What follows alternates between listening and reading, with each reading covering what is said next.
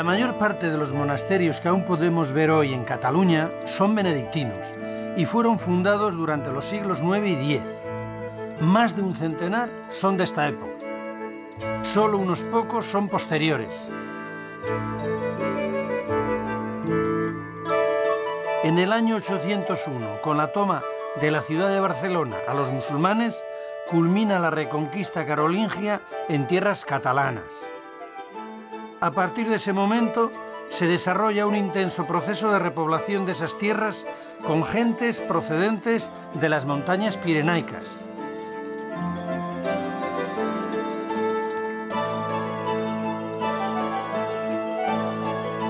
Los francos, que daban gran importancia a los monasterios benedictinos en la organización de su estado, empiezan a levantar abadías en casi todos los valles colonizados. Con estas primeras fundaciones comienza la expansión en Cataluña de la orden benedictina, que continuaría después por todos los reinos cristianos de la península ibérica.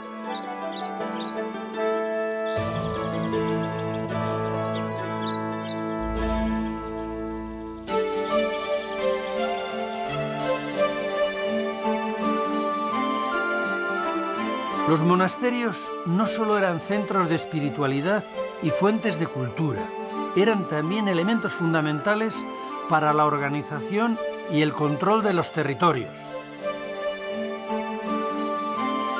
Los monasterios cumplieron ese papel, primero al servicio de los monarcas carolingios y después al servicio de los condados a medida que estos se fueron distanciando de los francos y adquiriendo autonomía.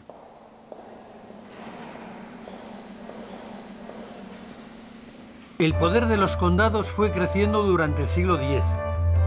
Los condes se habían convertido en los nuevos señores de aquellas tierras y fueron ellos quienes alentaron la fundación de nuevos monasterios.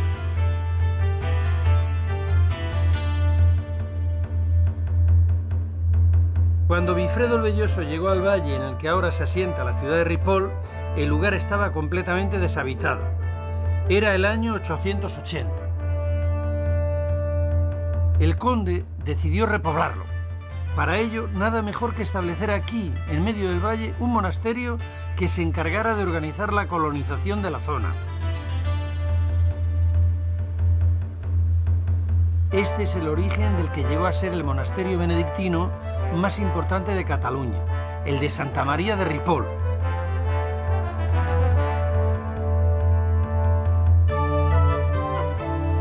Cuando el conde Bifredo, apodado el Velloso, fundó Ripoll, ya había conseguido que la mayor parte de los condados de la vieja Cataluña pasaran a sus manos.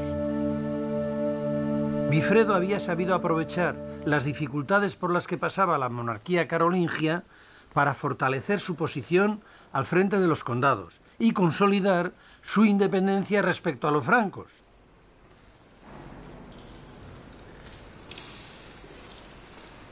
El monasterio de Ripoll estuvo durante largo tiempo vinculado a la casa condal de Cerdaña y Besalú. Varios de sus miembros fueron abades y aquí en la basílica están enterrados desde Bifredo hasta los últimos condes de Barcelona de aquella época.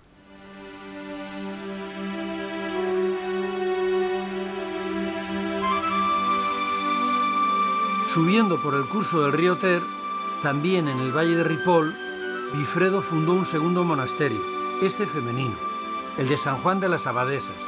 Su hija Emma fue la primera abadesa.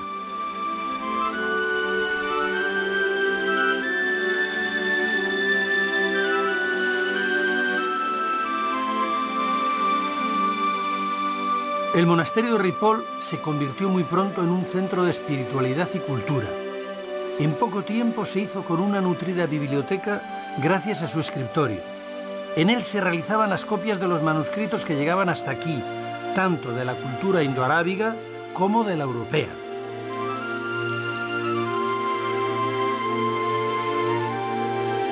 Antes del año 1000, durante el mandato del abad Arnulfo, Ripoll se convirtió en uno de los monasterios más prestigiosos de Europa.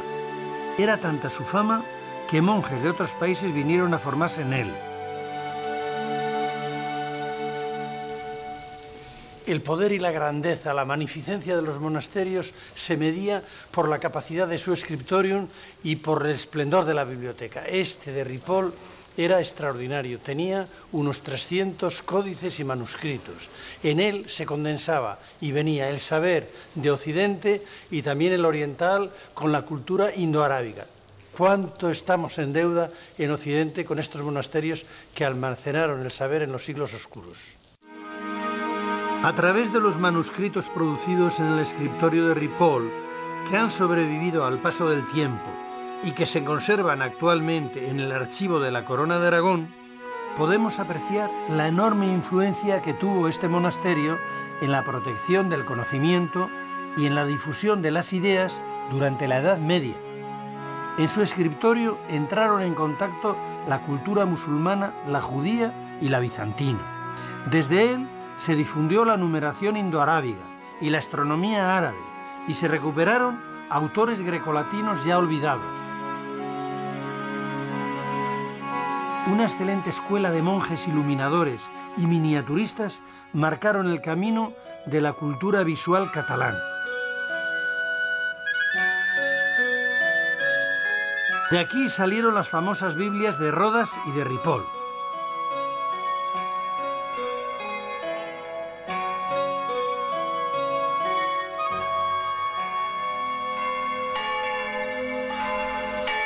Fue tal la importancia que en poco tiempo adquirió el monasterio de Ripoll que durante su primer siglo y medio de vida se efectuaron 4 ampliaciones.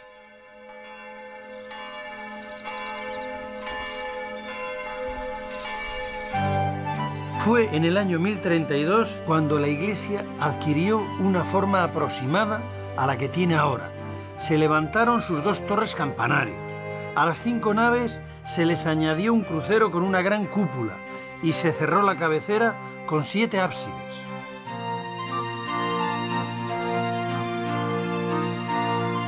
El auge del monasterio de Ripoll continuó durante gran parte del siglo siguiente, el XII. En ese tiempo se cubrieron las naves con bóvedas. Se empezó a construir un nuevo claustro, una de cuyas galerías es románica, y se levantó la fantástica portada de su iglesia.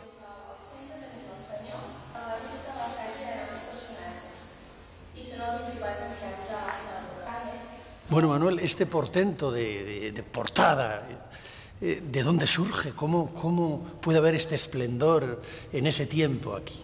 Bueno, es único en Europa, no hay nada que se le parezca. De hecho, es el portal más parecido a un arco antiguo, un arco romano. De hecho, esto es el gran misterio, ¿no?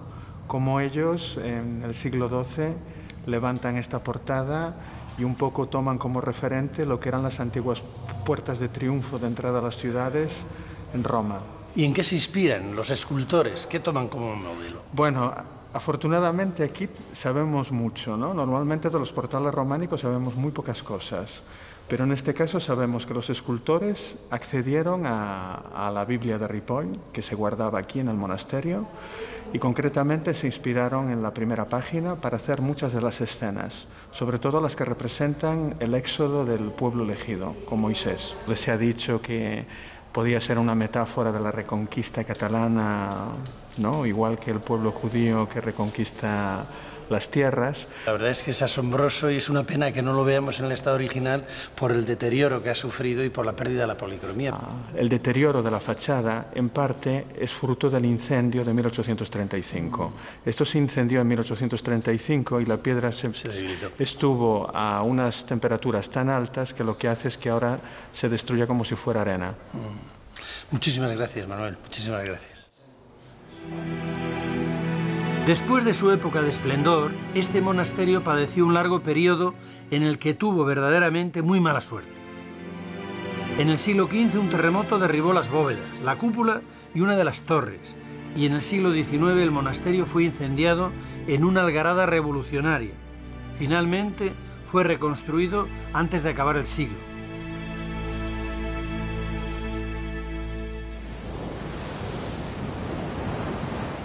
Cuenta una leyenda que allá por el año 610, ante la inminente caída de la ciudad de Roma a mano de los persas, el Papa Bonifacio decidió poner a salvo las reliquias más preciadas de la Santa Sede, entre ellas la cabeza y el brazo derecho de San Pedro, y una botella con la sangre de la Santa Imagen de Cristo.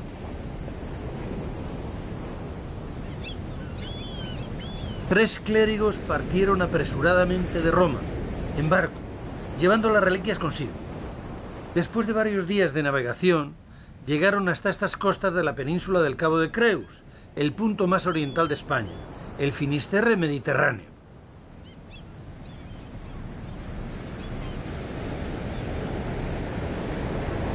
Desembarcaron y subieron por la ladera del Monte Verdera y allí, en una cueva, escondieron las reliquias.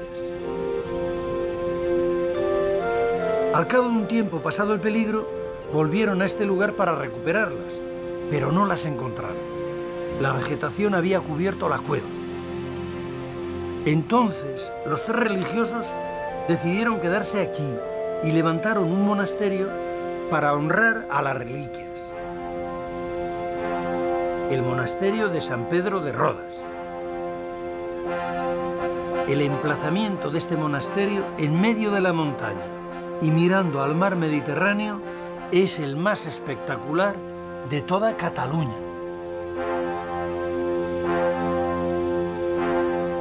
Al margen de leyendas, lo cierto es que los orígenes de San Pedro de Rodas se pierden en el tiempo. Posiblemente comenzó siendo un eremitorio.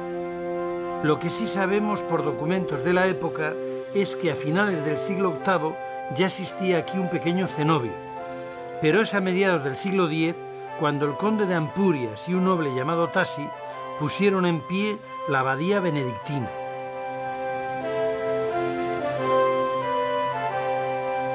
La abadía de San Pedro estuvo desde su nacimiento muy ligada a la casa condal de Ampurias. Para esta era muy importante disponer de un centro espiritual prestigioso en su condado. Como no tenía diócesis propia, el tener una abadía era una manera de reafirmar su autonomía y su poder.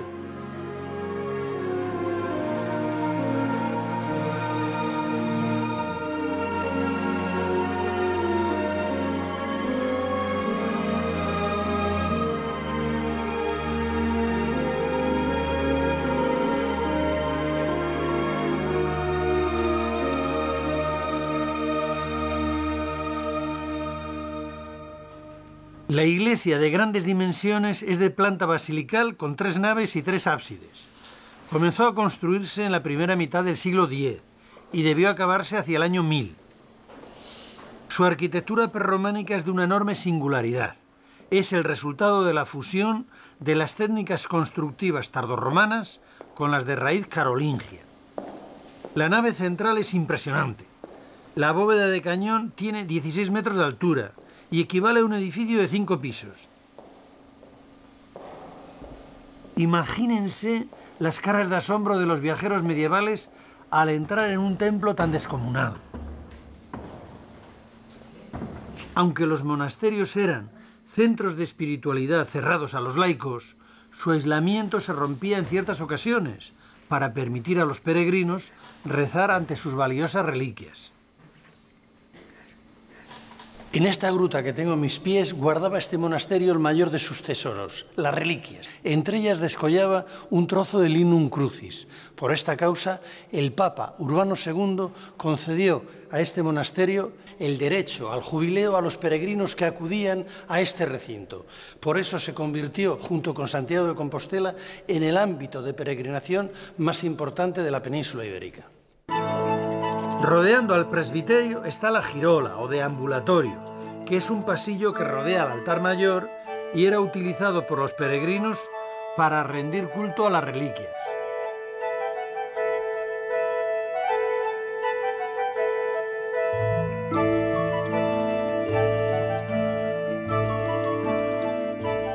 Al estar construida la iglesia sobre la pendiente de la montaña, sus constructores decidieron hacer una cripta para salvar el desnivel del terreno. En ella, los monjes guardaban las reliquias que tanta fama daban a este monasterio. Los jubileos atraían a gran cantidad de peregrinos ávidos de indulgencias. Esta fue una fuente importantísima de ingresos para la abadía. Su prosperidad económica permitió a los monjes en el siglo XII acometer una gran reforma del monasterio. El nuevo claustro y las dos torres, la del campanario y la defensiva, son lo más vistoso de las obras de ampliación.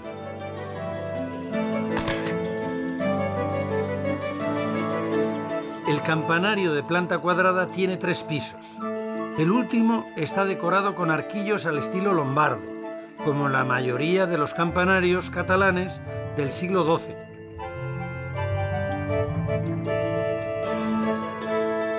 El claustro actual es una reconstrucción.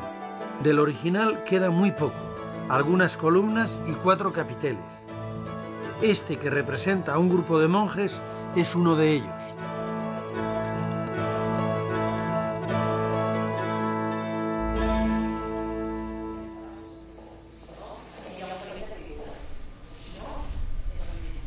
Durante las obras de restauración de este claustro, se descubrió debajo el claustro primitivo construido 2 siglos antes.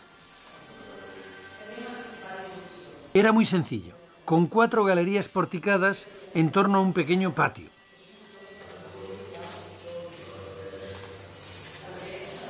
Conserva restos de pinturas murales de finales del siglo X. Otra de las reformas consistió en la ejecución de una gran portada, desgraciadamente desaparecida.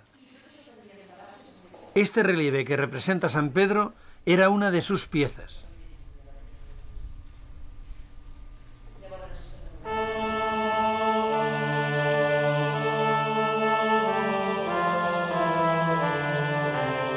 La villa de Besalú fue durante más de 2 siglos la capital del condado independiente de Besalú y Cerdaña. Durante la segunda mitad del siglo X fue uno de los más extensos y poderosos condados catalanes.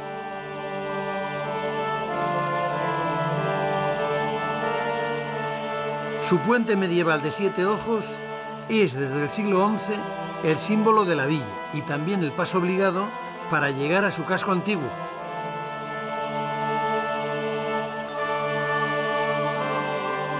Tiene más de 100 metros de largo y en el centro una torre fortificada donde se cobraba el pontazgo, el peaje para cruzarlo.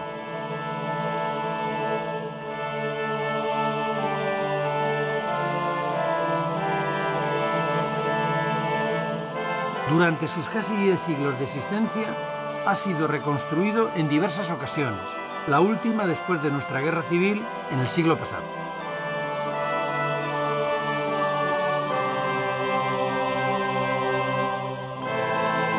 Corría el último tercio del siglo X cuando Miró, conde de Besalú y obispo de Gerona, decidió fundar en la capital de su condado un monasterio benedictino que la convirtiera también en un importante centro religioso.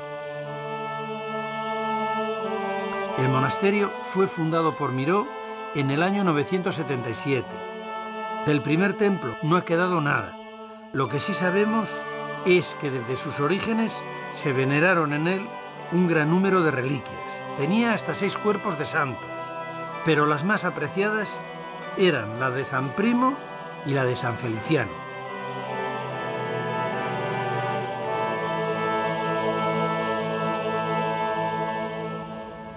Seguramente, la enorme importancia de sus reliquias ayudó a Besalú a convertirse en paso obligado para los peregrinos que se dirigían hacia Santiago de Compostela por las rutas meridionales. Aún se conserva la capilla de San Julián, que formaba parte del Hospital de Peregrinos.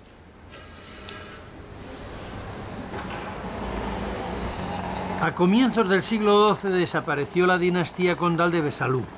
El condado fue anexionado al de Barcelona y ya sin la presencia del poder civil, el monasterio se convirtió en el único centro de poder de la villa. Fue entonces cuando se inició la construcción de la nueva iglesia.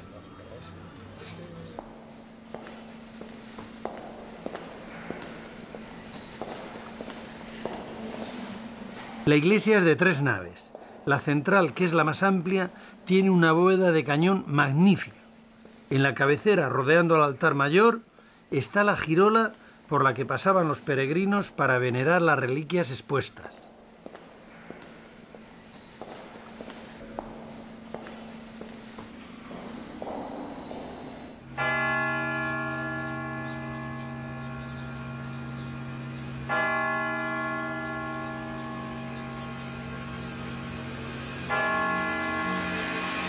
En la ciudad de Gerona, a los pies de su catedral, está otro de los monasterios benedictinos fundados en el siglo X, el de San Pedro de Galligans.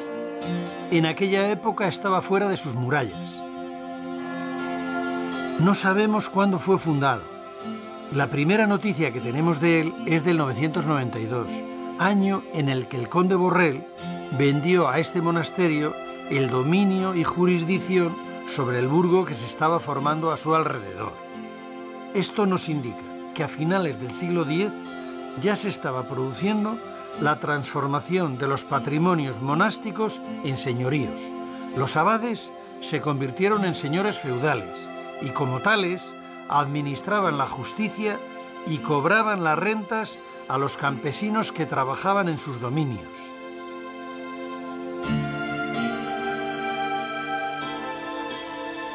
Las construcciones que se conservan del monasterio, la iglesia y el claustro son del siglo XII. La iglesia tiene sobre su portada un gran rosetón radial. El interior del templo acoge ahora en sus 3 naves al Museo Arqueológico de Gerona.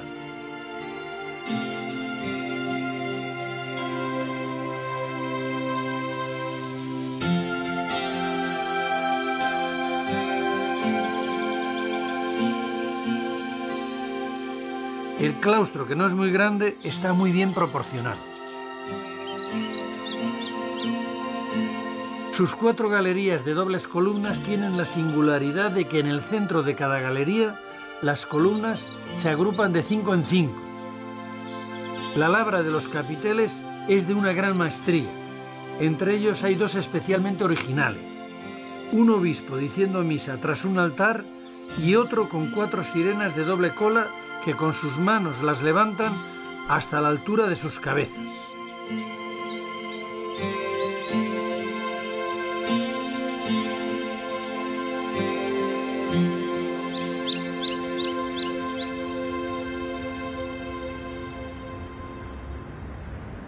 Cuenta la tradición que aquí, donde está este monasterio, en el año 304 fue martirizado San Cucufate, San Cugat en catalán, y que en su memoria se levantó años más tarde un cenobio. La primera noticia documentada que tenemos sobre él es una relación de los bienes del monasterio datada en el año 877. Poco antes del año 1000, Almanzor arrasó el lugar y acabó con la vida del abad y de varios monjes. Después, poco a poco, el monasterio se volvió a levantar. A comienzos del siglo XI era el más importante y poderoso del condado de Barcelona.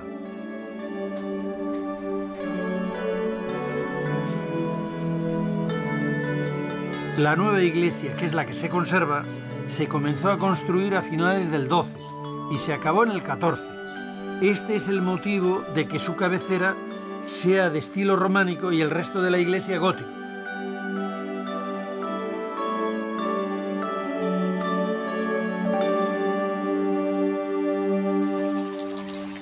El poder que tuvo el monasterio de Sant Cugat en el medievo quedó petrificado en la fuerza y la belleza de su claustro. Pertenece a la última época del románico. Podríamos decir que este fue el canto del cisne de este arte medieval. Su construcción debió iniciarse hacia el año 1190, que es cuando Guillermo de Claramunt dejó en su testamento 1000 sueldos destinados a la construcción del claustro, más los gastos del mulo que debía transportar su cadáver hasta el monasterio, donde quería ser enterrado. Estamos ante un claustro de autor. Al final del medievo, los maestros canteros han tomado ya conciencia de la importancia de su trabajo y lo reivindican. Esta es la inscripción donde pone su firma. Este es Arnal Cadell, que construyó este claustro para la eternidad. Y para que quede claro, se representa a sí mismo esculpiendo un capitel corintio. El claustro es de grandes dimensiones, 30 metros de lado y casi cuadrado. Sus galerías son de bóveda de cañón. El claustro superior es del siglo XVI.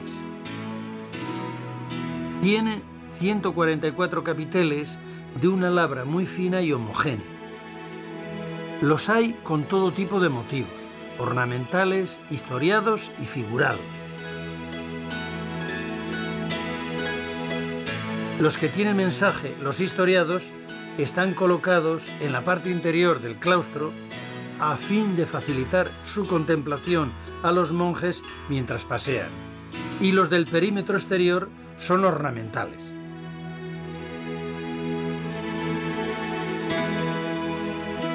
Originariamente, todos los capiteles estaban policromados. A través del estudio de los restos de los pigmentos que han quedado en la piedra, se ha podido hacer una recreación de cómo era su acabado.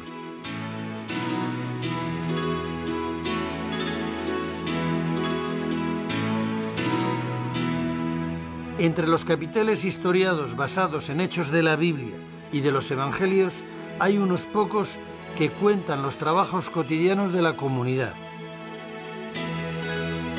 Son notables el trío de monjes haciéndose la tonsura, el hermano que escribe en su pupitre o la procesión de la comunidad detrás del abad.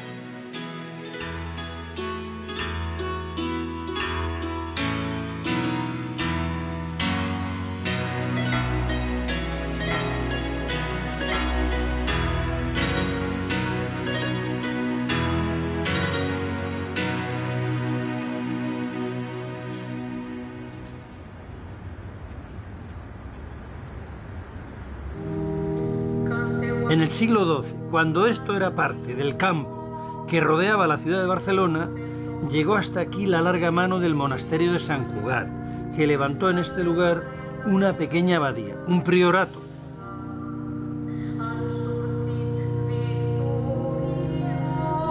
La iglesia y el claustro que se conservan actualmente fueron construidos hacia el año 1200.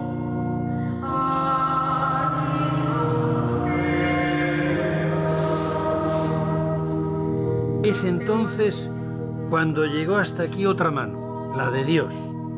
La mano de Dios está esculpida en la fachada de la iglesia, sobre la portada principal. Es la mano derecha de Dios, la que bendice, la que crea y la que simboliza su poder divino.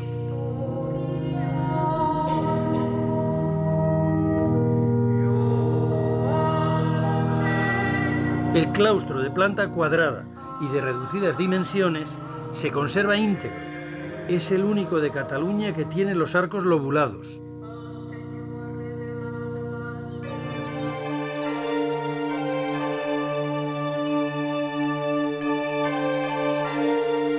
El origen de este monasterio es una fundación familiar.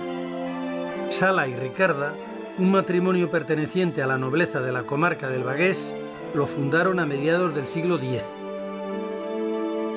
El monasterio primitivo fue arrasado por una racia musulmana a comienzos del milenio. La iglesia y el claustro actuales fueron construidos a finales del siglo XII. En esta iglesia recién restaurada se veneraban las reliquias de San Valentín.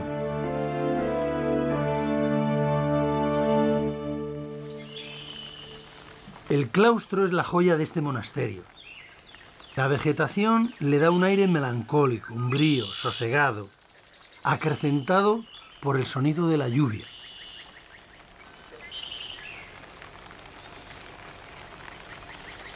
El claustro es de tamaño mediano y casi cuadrado. Cada galería está formada por 6 arcos que descansan en columnas dobles de poca altura. Entre los capiteles románicos hay algunos de una época anterior, que han sido reutilizados. Posiblemente pertenecieron al monasterio primitivo.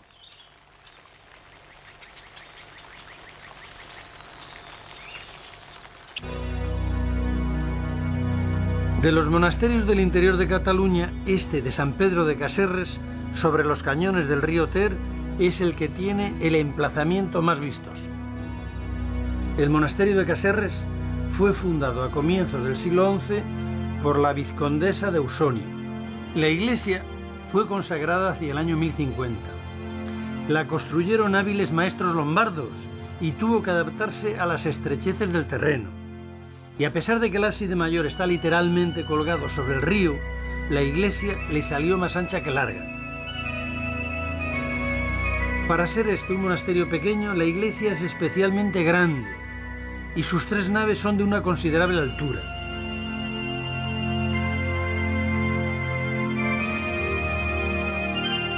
Con esta maqueta podemos hacernos una idea de cómo estaba decorado el interior.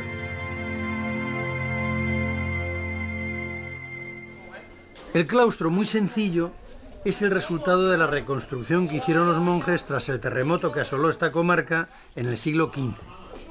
Se pueden ver algunos capiteles que pertenecían al claustro original.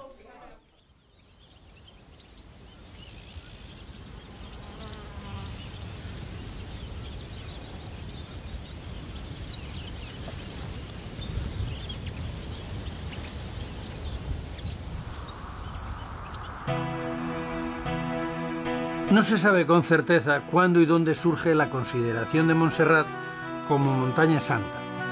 La primera referencia documental que tenemos de Montserrat data del año 888 y da cuenta de la existencia de 4 capillas en la montaña sagrada.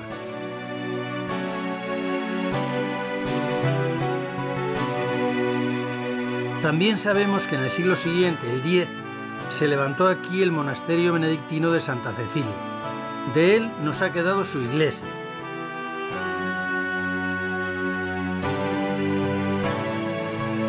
A comienzos del siglo XI, en 1025, el abad Oliva de Ripoll fundó en esta montaña el monasterio de Santa María. En los jardines de la actual zona de clausura se conserva todavía la ermita de San Acisclo, que perteneció al primitivo monasterio.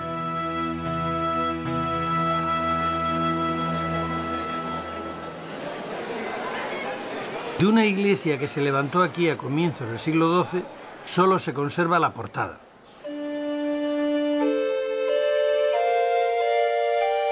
De esta época es también la imagen tallada en madera de la Virgen de Montserrat, la Moreneta.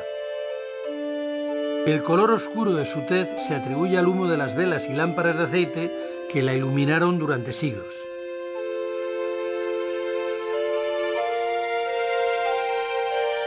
A partir del siglo XII, el monasterio de Montserrat se convirtió en un santuario mariano que ha continuado hasta hoy atrayendo a gran número de peregrinos.